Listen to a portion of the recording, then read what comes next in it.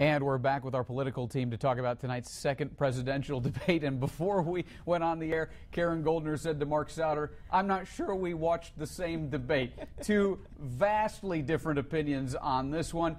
Karen, we're gentlemen, so we will start with you. Ladies first. Well, thanks. I thought the president did a great job. I thought Romney did fine. I think Romney seemed very uncomfortable with that format. And I kind of thought that he would. He just doesn't seem to be quite as comfortable talking with people.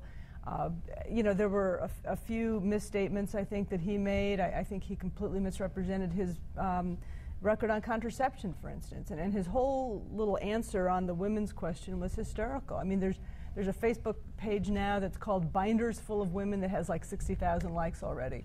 He said, well, some of my best friends are women. I mean, it was awful. And so, so you thought he did okay, but you thought that part was awful. That part was awful. Okay. But I think that the president did a great job. Now, I mean, he connected with people, he answered questions, he talked, he was engaged, he was the president. And of course you represent the Democratic point of view generally. Mark Souder represents the Republican point of view and does not agree with that assessment. Right. Karen said exactly the same thing on women's issues last time. 60,000 is a drop in the bucket. The fact is he has a strong record.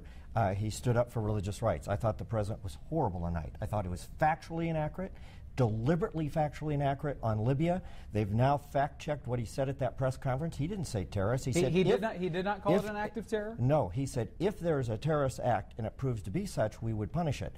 But he talked about the video, and he misrepresented that. Candy Crowley, his protector in tonight's debate, who stacked the questions, who intervened, tried to bail him out. It was appalling. Mitt Romney held up incredibly well under pressure. And I'm also extremely embarrassed that we have a president of the United States who understands nothing about economics. Romney would explain it to him, he'd get confused, he'd trip over it, he'd mix his facts up. The man's clueless. How are we going to have an economic recovery when the president of the United States is clueless about economics? How did this play with that narrow slice of the electorate that still is trying to decide between both of these two gentlemen? I don't know the answer to that. I'm sure. Well, how would you guess? You study these things. The national media will immediately probably tilt this more to Obama. MSNBC is saying that. The question here is, how is this going to play over a number of days and leading into the next debate?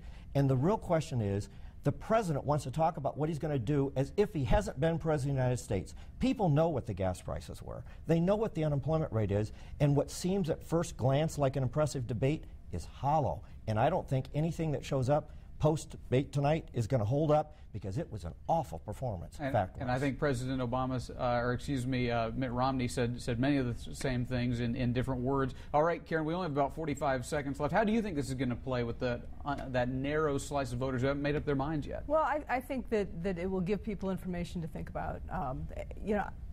I have trouble understanding how anybody can get to this point and still be an undecided voter. I do think that the one woman who asked the question, she said, I'm undecided because I'm unhappy with how the economy is going, but you know what, I think a lot of the problem was because of the Bush administration. She was asking Romney, what's the difference between you and George Bush?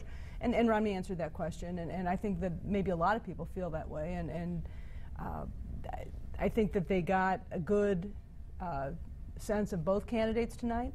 When Romney has to defend himself by saying that, I'm for 100% of the people, I think that he's in a weak position, and frankly, I don't think that was a particularly strong ending for him. We are just scratching the surface of all of this. We could sit here and talk about it for an hour, but we don't have an hour. Thank you both for being with us, and we'll see you for the next debate next week. Looking forward to that one.